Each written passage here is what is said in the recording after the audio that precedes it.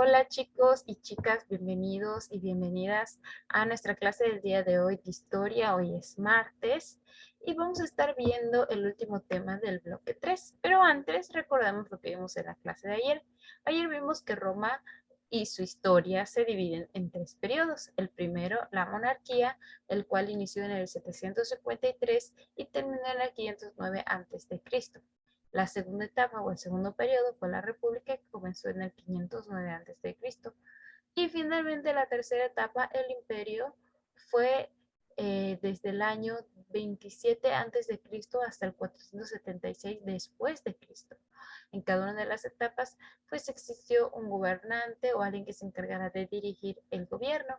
En la primera monarquía había un rey, su cargo era hereditario y vitalicio. En la segunda etapa, estuvimos viendo que existió o se conformó un senado, el cual junto con dos representantes, ya sea que les llamaran cónsules o jueces, se encargaban de dirigir el gobierno. Y la tercera etapa fue el imperio, como ya lo vimos, y bueno, esta última etapa, el gobierno lo encabezó un emperador. Él concentraba toda la autoridad.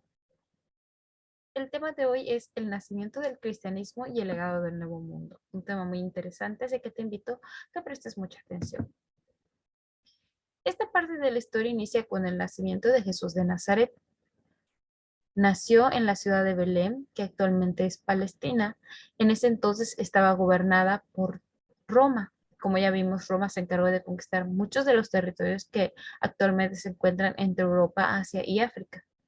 Era un hombre que, bueno, pues él estaba predicando junto con sus discípulos y que por predicar, pues lo que él profesaba fue condenado o fue mal visto por los sacerdotes de aquel tiempo.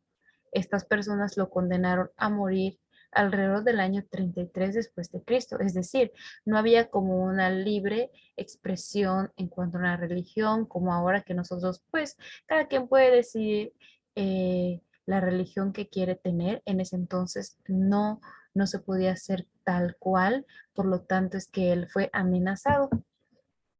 Y yo supongo que muchos o algunos de nosotros sabremos un poquito sobre esta parte de la historia y que, aunque no lo crean, se relaciona importantemente también con la historia secular que vemos en la escuela.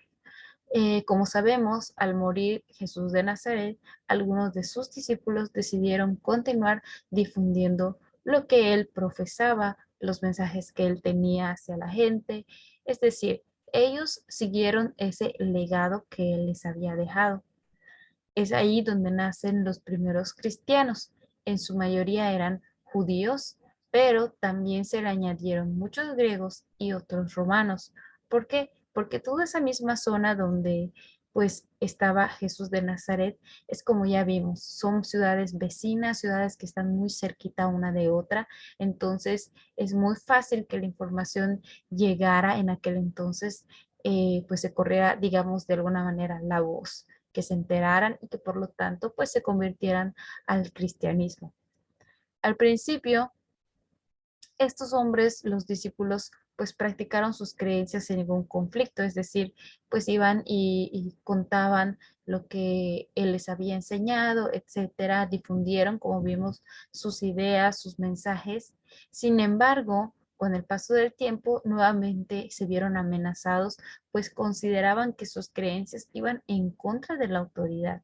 Es decir, la autoridad de Roma empezó a pensar, a creer que las ideas que ellos tenían, los mensajes que compartían, pues estaban en contra del imperio. Por ello, se da inicio a una persecución en contra de los hombres y mujeres cristianos o cristianas.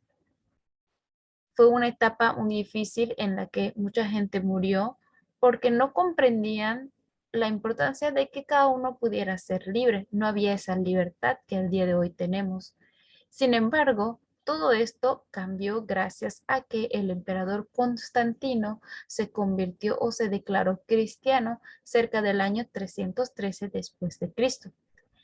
Al convertirse él o al volverse cristiano, que en realidad es lo mismo, eh, declaró un documento llamado Edicto de Milán, en el cual se decretó neutralidad religiosa del imperio. ¿Qué significa esto? Que el imperio no se iba como entrometer en cuanto a una religión, es decir, el imperio no se va a decidir por una misma religión, sino que básicamente dejaría que la gente pueda ser libre en ese sentido, es decir, la gente pudiera decidir a qué quiere creer, qué religión quiere profesar. Y gracias a esa acción, bueno, pues se dejó de perseguir a los cristianos e incluso a otros que profesaran otras religiones.